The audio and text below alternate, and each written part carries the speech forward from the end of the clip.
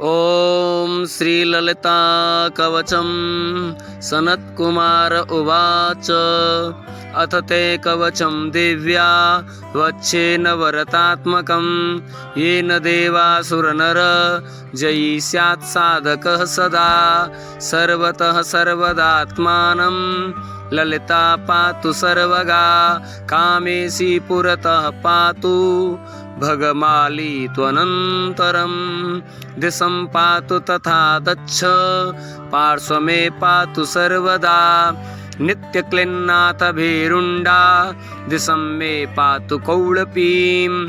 तथैव पश्चिमं भागं रक्षताद्बह्निवासिनी। महावज्रेश्वरी नित्या वायव्ये मां सदावतु। वामपार्श्व सदा पातु इति मे ललिता। ततः माहेश्वरी दिशं पातु त्वरितं सिद्धदायिनी।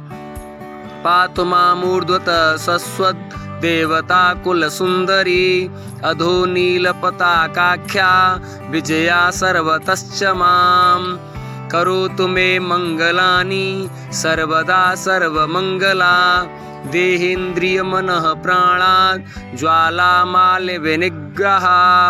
पालयत्वनिशं चित्ता चित्तं मे सर्वदावतु। कामात् क्रोधात् तथा लोभान् मोहान् मानान् मदादपि।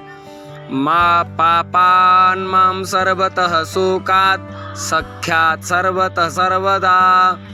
असत्यात् क्रूरचिन्तातो हिंसातश्चौरतस्तथा। स्थैमित्याच्च सदा पातु प्रेरयन्त्य शुभं प्रति।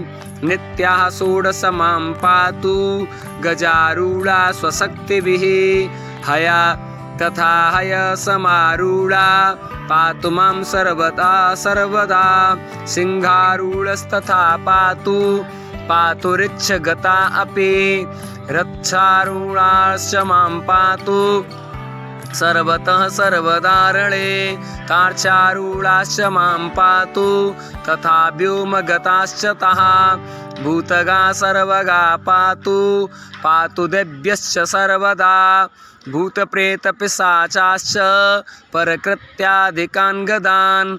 द्रावयन्तु सशक्तीनां भूषणैरायुधैर्मम। गजास्वद्वीपपञ्चास्त तार्चारूढाखिलायुधा। असङ्ख्यायासक्तयो देव्यः पातु मां सर्वतः सदा। सायं प्रातर्जपन्नित्या कवचं सर्वरक्षकं। कदाचिन्नाशुभं पश्येत् सर्वदानन्दमास्थितः। इत्येतत् कवचं प्रोक्तं ललिताया शुभाशुभं। यस्य सन्धारणान् मर्त्यो निर्भयो विजयी सुखी।